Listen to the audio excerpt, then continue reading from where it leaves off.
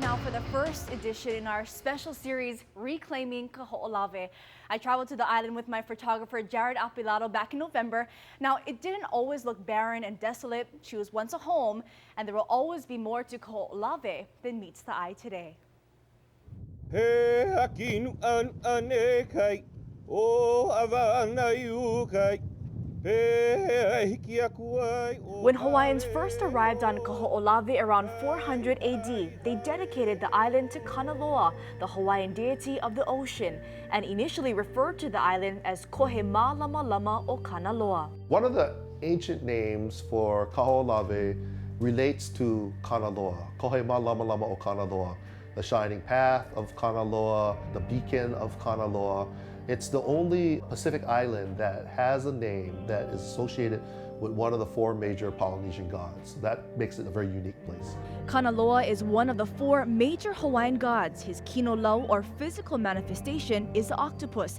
He's also associated with the deep ocean and voyaging. I am one of the Hawaiians that I don't know where I'm from. And we talk about Kanaloa pulling us back in with his tentacles, but I feel like it's more than that. I feel like my kupuna came here before me. Kahoolawe served as a wahi pana, or sacred place, puuhonua, or place of refuge, and recognized as one of the greatest navigational training sites on the planet. You see not only the southern horizon, so you can learn about the stars and voyaging to stars, but you see local navigation, because from there you see most of the channels across the island. When we figured out the Southern Cross and the latitude that we needed, and we opened the map up, it's only Kahoolawe, it's only Hiki. That's the school. Kahoolawe was also known for its ADZE quarries and agriculture. Kahoolawe is like the country home. They would come here, they would get the resources from the island and take it back to Maui. And eventually, over the years, they started spending more time on Kahoolawe, growing agriculture. So we see remnants, uplands of fields where they would probably plant uala, sweet potato, they would probably plant other crops. And we know they were spending time up there because we see the firecrack rock that indicates that they made an imu so they could cook food. And you're only going to do that if you're going to stay there overnight or two. And we see the shells that they ate for their food and the remnants of the food. Archaeologists believe there was a large population in HAKIOAWA on the northern coast facing Maui. Remnants of that village are still there today. One of the unique things about Kahoolawe is we didn't have large-scale agriculture like the other islands. So a lot of the cultural artifacts are still sitting in the same place where people lived, walked away maybe 300, 400 years ago. In fact, there are so many artifacts and historical sites that the entire island was given a special distinction. Like Iolani Palace, and you have like the George Washington statue, memorial. Those are individual places.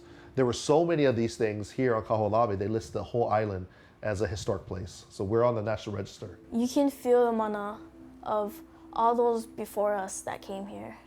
It may not be kupuna, but still like the uivi and how much they cared for this land. At the end of the 1700s, Kahoolawe entered a harsh evolution.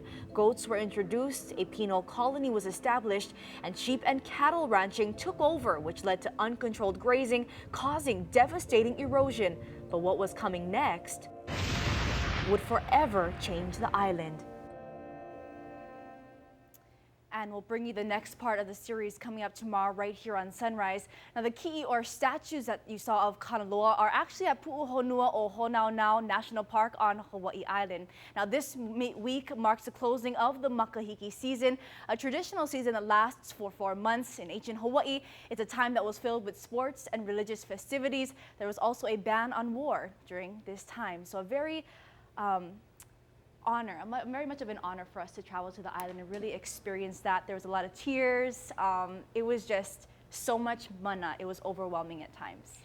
Kahoolawe is the only island in its entirety that's on the historic registry, right, in Hawaii? Yes. So like he was mentioning, you have, like here on Oahu, Iolani Palace, you have different statues, but the whole island is just covered with these I mean, significant site, and that's why a lot of the people who fought to reclaim Kahoolawe, it was so special to them to continue fighting and to bring it back today and now restore it. I've got to admit, there isn't a whole lot of history that even I, growing up in public school, know about the history of Kahoolawe other than the next portion that you're going to show. So to hear this first part, it's eye-opening.